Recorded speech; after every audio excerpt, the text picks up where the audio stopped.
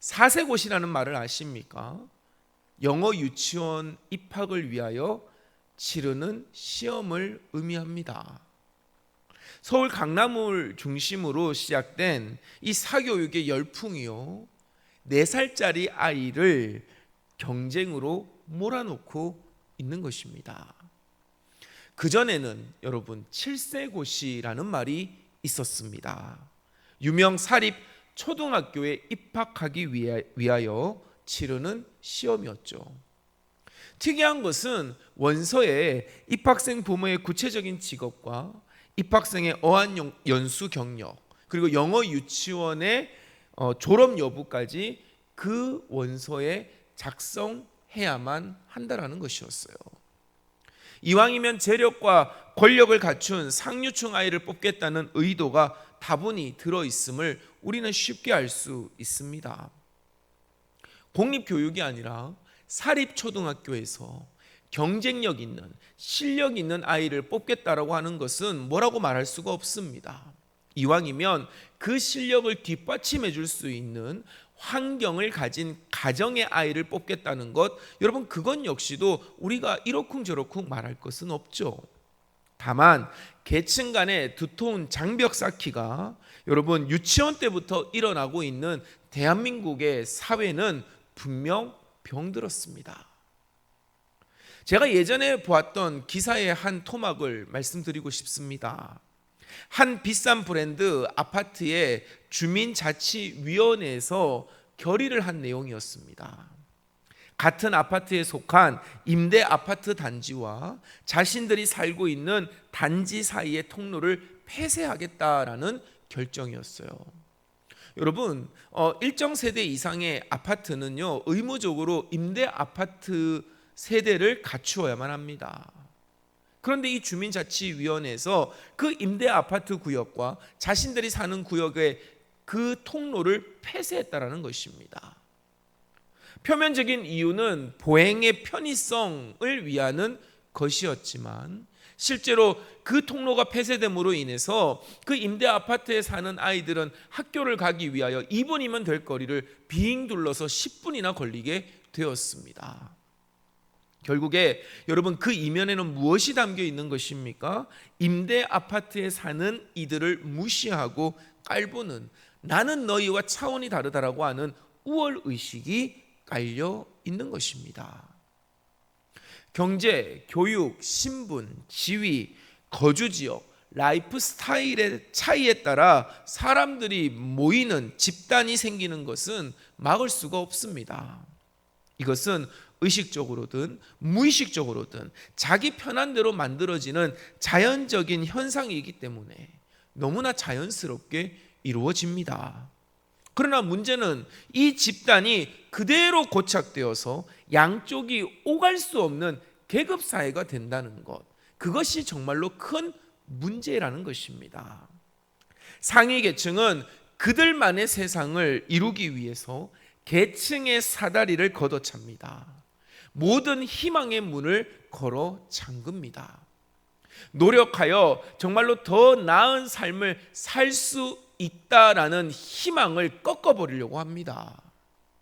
더 나은 삶을 살 수 있는 기회가 사라진 사회, 현실의 장벽을 그저 체념하도록 강요하는 사회는 분명 문제가 있는 것이에요.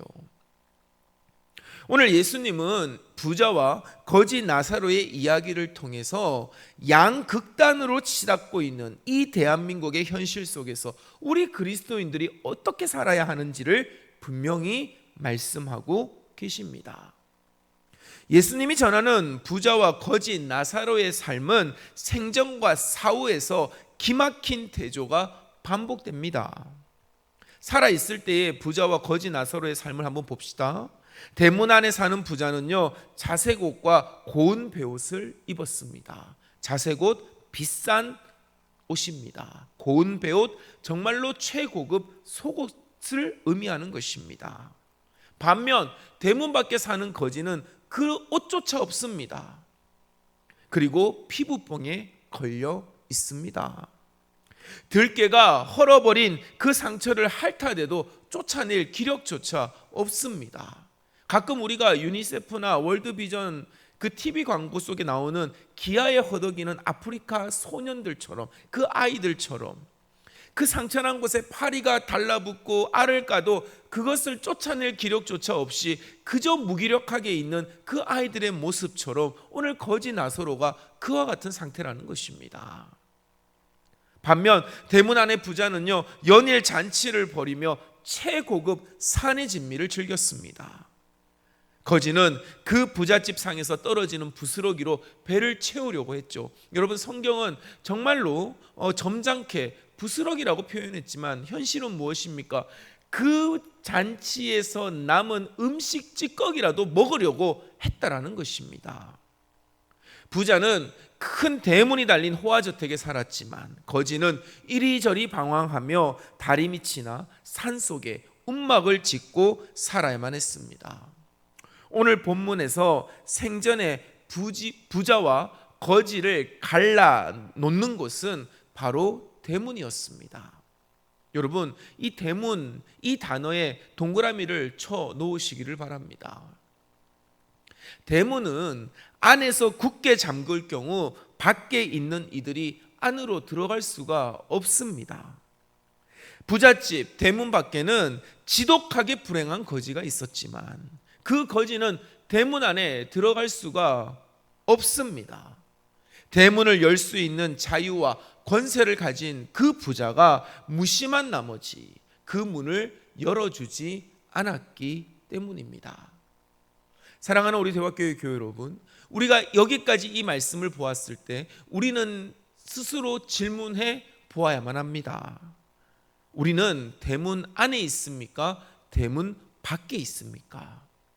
우리는 대문 안에 있는 저 부자와 같은 존재입니까? 아니면 우리는 대문 밖에 있는 저 거지 나사로와 같은 존재입니까? 쉽게 대답하지 못하겠죠. 대문 안에 있다고 하면 내가 저 부자와 같이 저 부정적인 모습이 마치 내 모습인 것처럼 느껴지기 때문입니다. 그렇다고 해서 내가 저 대문 밖에 있는 거지만큼의 비참한 삶을 사는 것 같지도 않습니다. 여러분, 우리 말씀 한번 같이 보겠습니다. 마태복음 16장 19절의 말씀입니다. 우리 함께 읽어보겠습니다. 내가 천국 열쇠를 내게 주리니 내가 땅에서 무엇이든지 매면 하늘에서도 매일 것이요 내가 땅에서 무엇이든지 풀면 하늘에서도 풀리리라 하시고. 여러분, 오늘 이 말씀을 봅시다. 여러분, 마태복음 16장 19절의 이 말씀은 보통 기도에 많이 사용되는 성경 구절이죠. 그런데 여러분, 이 말씀 누가 받은 것입니까? 베드로가 받은 것입니다. 베드로가 어떻게 해서 이 축복의 말씀을 받았습니까? 주는 그리스도시요 살아계신 하나님의 아들이시니이다. 그 복음의 선포를 하였을 때 예수께서 기뻐하시며 그를 칭찬하시며 그에게 주셨던 축복의 말씀이라는 것입니다. 그렇기 때문에 오늘 이 말씀에 의지하여 봅시다. 저와 여러분, 우리는 대문 안에 있는 사람들입니다. 우리는 복음을 믿었고 복음을 선포했고, 여러분, 우리는요 땅에서 무엇이든지 매면 하늘에서도 매일 것이고 땅에서 무엇이든지 풀면 하늘에서도 풀리는 천국의 열쇠를 가지고 있다는 것입니다. 우리는요 그 열쇠를 가지고 문을 열 수도 있고 문을 잠글 수도 있는 대문 안에 있는 존재라는 것이에요. 우리는 예수 그리스도의 복음을 믿고 깨달아 하나님의 은혜와 복을 충분히 받았고 하나님 나라 안에 머물게 된 복된 존재들임을 믿으시기를 간절히 축원합니다. 그러니까 본문 상황 속에서 우리는 모두 대문 안에 있는 저 부자와 같은 상황에 놓여 있는 것입니다. 그렇기 때문에 우리 그리스도인들은 의식적으로 가난한 자, 소외된 자, 그리고 핍박받는 자들의 편에 서야 하고 그들의 형편을 돌보아야만 합니다. 그렇지 않으면 우리도 오늘 예수님의 비유 속 대문 안 저 부자처럼 살아갈 위험성이 큽니다. 어떤 삶입니까? 자신의 신앙, 자신의 복음, 자신의 은혜에 만족하고 즐기는 일에만 몰두하며 하나님의 사랑과 하나님의 긍휼과 하나님의 자비가 필요한 그 나사로와 같은 존재의 고통을 전혀 몰랐고 관심조차 없었던 삶인 것입니다. 대문안 부자처럼 우리는 이미 하늘의 좋은 것을 누리면서도 거기에 만족한 나머지 우리의 사명을 잊어버려서는 안 된다는 것입니다. 복음 밖에 있는 영혼들을 그렇기 때문에 우리는 늘 언제나 관심 가지고 돌보고 보살펴야만 합니다. 그 일에 무관심하거나 회피해서는 안 되는 줄로 믿으시기를 주의 이름으로 간절히 축원합니다. 두 사람의 삶은 죽음 이후에 반전됩니다. 부자는 화염이 이글거리는 고통의 삶으로, 그리고 거지 나사로는 아브라함의 품에 안겨 생수를 누리는 은혜의 삶을 이루게 됩니다. 목마름에 고통받던 부자가 아브라함에게 간청하죠. 나사로에게 명하여 손가락 끝에 물 한 방울을 찍어 자신의 목을 죽이게 해달라고 사정합니다. 여러분, 이 모습 속에서 어떤 장면이 생각나십니까? 생전에 거지가 부잣집 상에서 떨어지는 음식 부스러기로 연명하려고 했던 모습이 떠올려지지 않습니까? 여러분, 그런데 죽음 이후에 이제는 반전이 되었습니다. 거꾸로 부자가 거지 손끝에서 떨어지는 물 한 방울에 그의 목숨이 왔다 갔다 하는 상황이 되었다라는 것입니다. 그러나 이 거지 나사로를 보살피는 아브라함의 대답은 단호합니다. 우리 다 함께 25절, 26절 말씀 함께 보겠습니다. 너는 살았을 때 좋은 것을 받았고 나사로는 고난을 받았으니 이것을 기억하라. 이제 그는 여기서 위로를 받고 너는 괴로움을 받느니라. 그뿐 아니라 너희와 우리 사이에 큰 구렁텅이가 놓여 있어 여기서 너희에게 건너가고자 하되 갈 수 없고 거기서 우리에게 건너올 수도 없게 하였느니라. 부자와 거지 나사로 사이에 큰 구렁텅이가 놓여 있어 양쪽으로 오갈 수 없다라는 것입니다. 여러분, 또 무엇이 떠올려지십니까? 부자와 거지 나사로가 살아있을 때 그들을 갈라 놓았던 대문처럼, 여러분, 그 충분히 부자가 거지 나사로를 향한 연민과 관심을 가지고 열어줄 수 있었으나 그렇게 하지 않았던 그 대문으로 나뉘어진 두 계층이 이제 죽음 후에 하나님의 나라에서 부메랑이 되어 이제는 정말로 왕래할 수 없는 큰 구렁텅이로 나뉘어지게 되었다라는 것입니다. 그러니까 여러분, 구렁텅이에 동그라미를 치시고요, 대문과 구렁텅이가 같다라고 표시를 해놓으시기를 바랍니다. 부자는 영원한 고통 속에서 그 구렁텅이를 넘지 못하여 그 고통 가운데 살아가게 되고, 거지 나사로는 그 구렁텅이 넘어 아브라함의 품 안에서 영원한 행복 속에 머물게 된 것입니다. 여러분, 청파교회를 담임하고 이제는 은퇴하신 김기석 목사는 이 본문을 두고 이렇게 말합니다. 우리 한번 같이 읽어볼까요? 굶주린 나사로를 문 밖에 버려둔 채 먹는 부자의 기름진 식사는 음식이 아니라 독이다. 영혼을 마비시키는 독말이다. 부자에게 나사로는 외면해 버리고 싶은 불쾌한 풍경일 뿐 돌보아 주어야 할 이웃은 아니었던 것이다.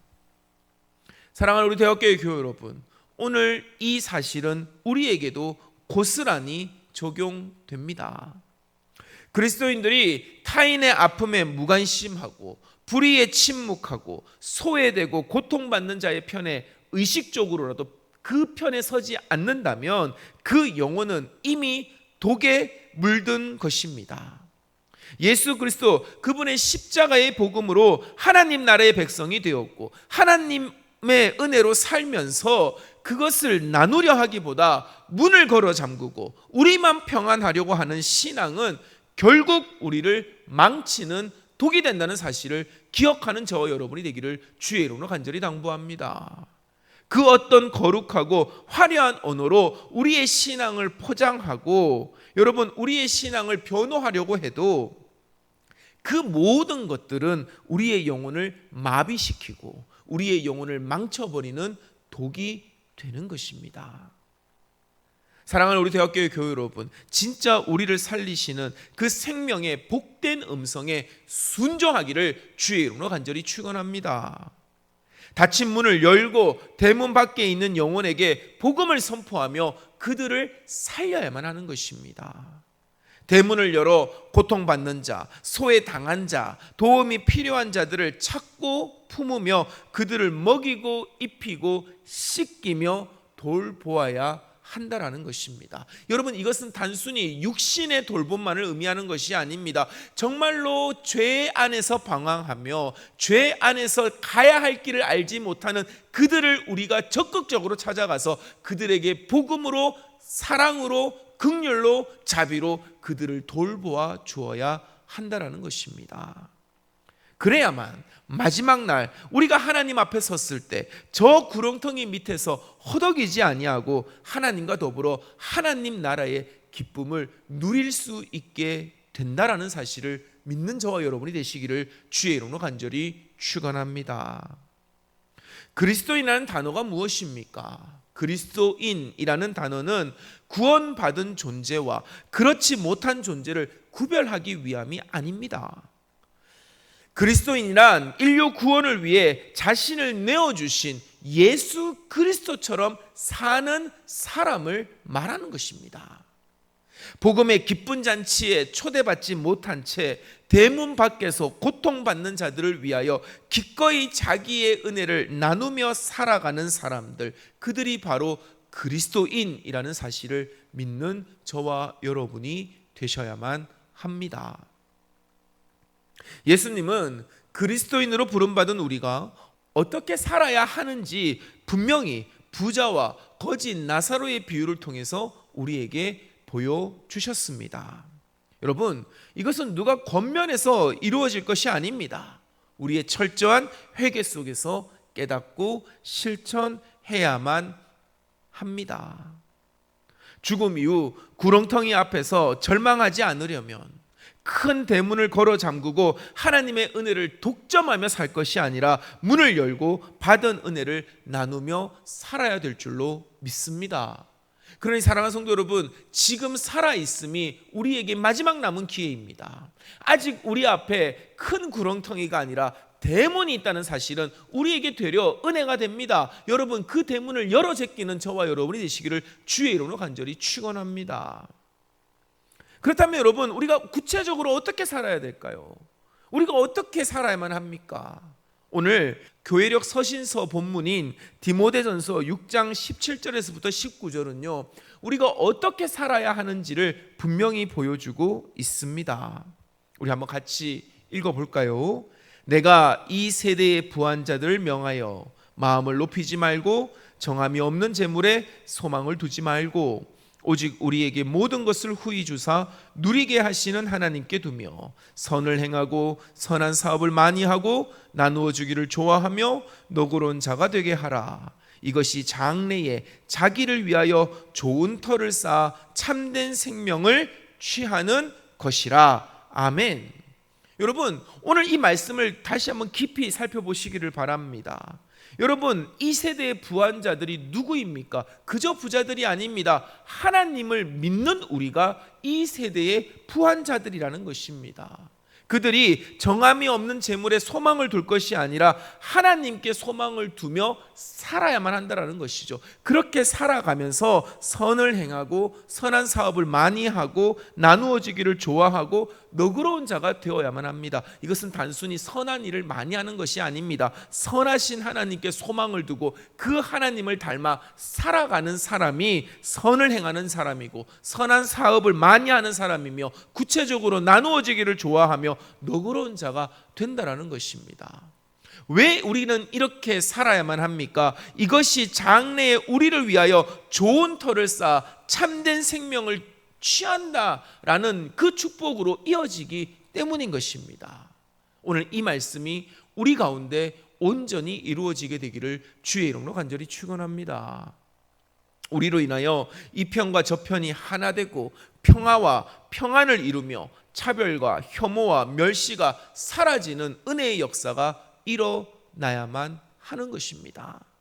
그래서 모두가 선하신 하나님 안에서 서로에게 선을 베풀기를 기뻐하고 선을 기쁨으로 누려야만 하는 것입니다. 사랑하는 우리 대학교의 교회 여러분, 우리 교회 공동체가 이와 같은 은혜가 날마다 흘러넘치게 되기를 주의 이름으로 간절히 축원합니다. 그 일을 이루는 자에게 하나님의 크신 은혜와 축복이 예비되어져 있는 것입니다. 오늘 말씀 앞에서, 말씀 안에서 이제 결단합시다. 이제 우리는 하나님의 선하시고 복된 은혜가 모두에게 임할 수 있도록 세상에 잠겨있는 빗장을 풀고 대문을 여는 일에 쓰임받는 성숙한 그리스도인들이 되어야만 하겠습니다. 그래서 우리 모두가 주님의 품 안에서 영원토록 평안하게 되기를, 정말로 하나님의 그 선한 일과 선한 사업과 너그러운 마음을 가지고 서로 나누기를 기뻐하는, 그렇게 세상 속에서 덕을 쌓고 격을 세워나가는 우리 대화교회 교우들이 다 되시기를 우리 주 예수 그리스도의 이름으로 축원합니다.